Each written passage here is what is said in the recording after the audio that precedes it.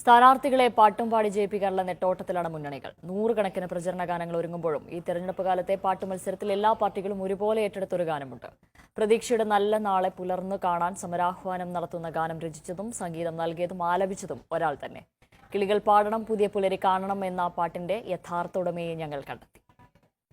കിളികൾ പാടണം പുതിയ പുലരി കാണണം, കനവു നെയ്യണം കവിത തെരുവിലുയരണം, കരമുയർത്തണം കാലുകൾ ചലിക്കണം, കാടുപൂക്കണം സ്നേഹരാജ്യമുയരണം.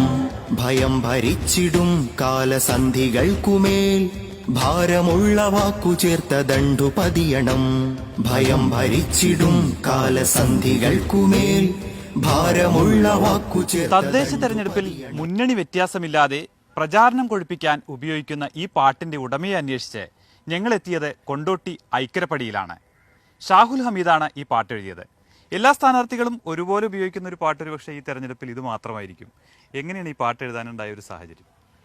പാട്ട് എഴുതുന്നത് SSFന്റെ പുളിക്കൽ ഡിവിഷൻ സാഹിത്യോത്സവത്തിൻ്റെ ഭാഗമായിട്ട് ഡിവിഷൻ കമ്മിറ്റിക്ക് ഒരു തീം സോങ് ആവശ്യമുണ്ടെന്ന് എന്നോട് ആവശ്യപ്പെട്ടാണ്. അപ്പോൾ അതിൻ്റെ അടിസ്ഥാനത്തിലാണ് ഇങ്ങനൊരു പാട്ട് എഴുതുന്നത്.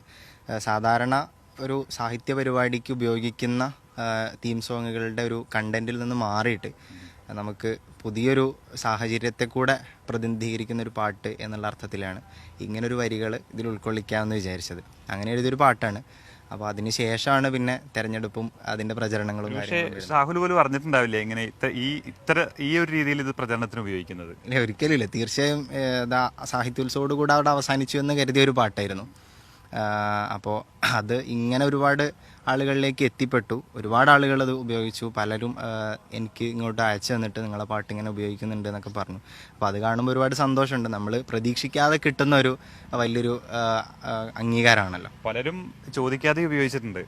തീർച്ചയായും അങ്ങനെ കൂടുതൽ ആളുകൾക്ക് അറിയില്ല. ഇത് ഇപ്പോൾ ഉപയോഗിക്കുന്ന ആളുകൾക്ക് പോലും ഇതാരാണ് ഇത് എഴുതിയത് അല്ലെങ്കിൽ സംഗീതം ചെയ്തത് ആരാണ് എന്നുള്ളത് അറിയില്ല. അവരവരുടെ പാർട്ടിക്ക് വേണ്ടിയിട്ട് അല്ലെങ്കിൽ സ്ഥാനാർത്ഥികൾക്ക് വേണ്ടിയിട്ട് ഉപയോഗിക്കുന്നതെന്ന് മാത്രം. ഈ പാട്ട് എഴുതിയതും ട്യൂൺ ചെയ്തതും പാടിയതും ഒക്കെ ഷാഹുലാണ്. അതെ അതെ.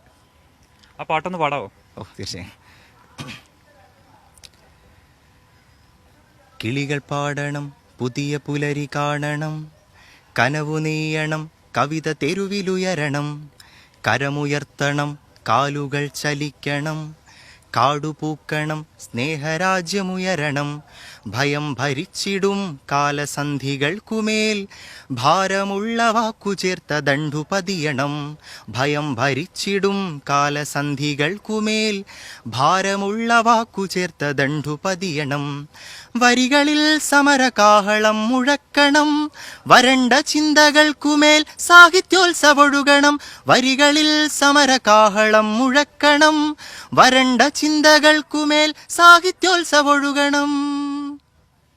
നാടിന്റെ വികസനത്തിനായി വോട്ട് തേടുന്ന സ്ഥാനാർത്ഥികളെല്ലാം ഷാഹുലിന്റെ പാട്ട് വോട്ടാക്കി മാറ്റാനുള്ള ശ്രമത്തിലാണ്. മലപ്പുറത്ത് നിന്ന് PV സന്ദീപിനൊപ്പം ജയപ്രകാശ്, മാതൃഭൂമി ന്യൂസ്.